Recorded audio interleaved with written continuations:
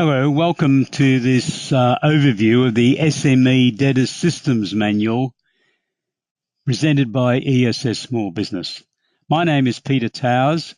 I am the Managing Director of ESS BIZTOOLS and ESS Small Business. Creating a debtors manual for your business. The purpose of this manual is to enable you as a small medium enterprise operator, charity or not-for-profit organisation to customise a debtors management template to suit your own business operations. The real benefit is that your team will have a written manual to guide them through the debtors management process, a process that is very important for a large number of small medium enterprises in Australia. In so doing, you will be contributing to combating one of small medium enterprises' biggest problems, the length of debtors' days outstanding.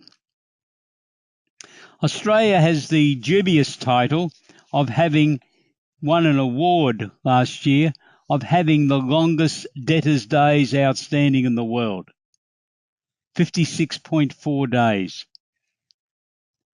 7 or 8 days longer than the next closest country. We believe that this manual will contribute to users reducing their debtors' days outstanding. So let's go on and have a quick look at the SME Debtors Manual system. You can badge the manual as being yours and date when it was produced.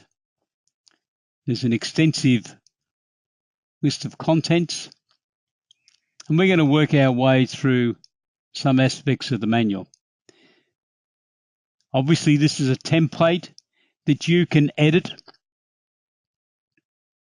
to suit your own requirements in your business. But what it is doing is giving the person who has the responsibility of administering debtors in your organisation a written system to guide him or her in the performance of their duties. And the system manual also supplies some explanations as to why certain things are being done. As you can notice, there's a number of addendums that are part of the system that you can click onto. So we give the person guidance as to why a credit application form is used. We also talk about a debtors guarantee form, which is a document that you should be requesting every private company that applies to you for credit to supply, and that's guarantees from each of their directors. But then we discuss how you should be safeguarding those guarantees by filing them appropriately so that in the event that they're required in 5 or 6 years' time, they're able to be found.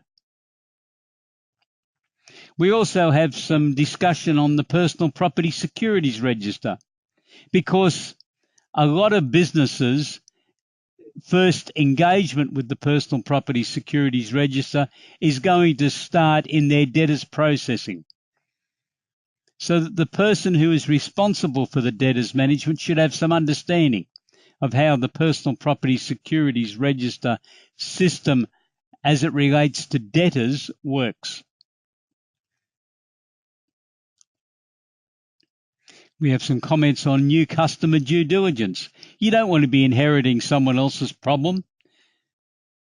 So a process for making sure that the references have been checked and a proper process for approving a new customer, improving the terms of payment and the credit limit, and then preparing the welcome to new customer letter, which would have attached to it the terms of trade agreement and the retention of title agreement, two very important documents relating to the Personal Property Securities Register regime. Those two documents should be prepared by your commercial solicitor.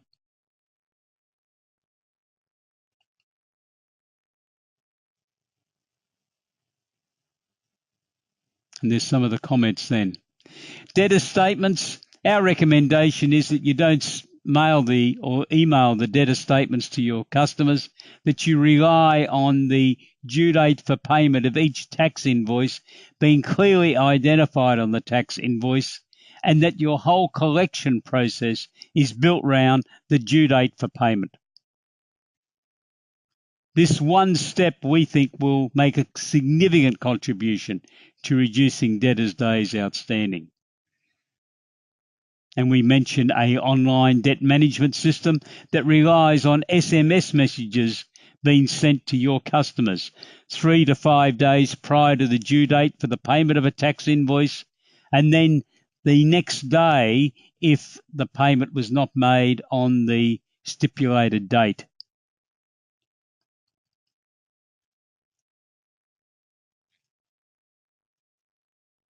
Comment on answering account queries. Suggestions as to what you should then be doing with overdue accounts. Strategies to make sure you're paid on time. A lot of that's to do with making sure the tax invoice is accurate and it is dispatched with the due date for payment clearly shown on it promptly within 24 hours of a transaction.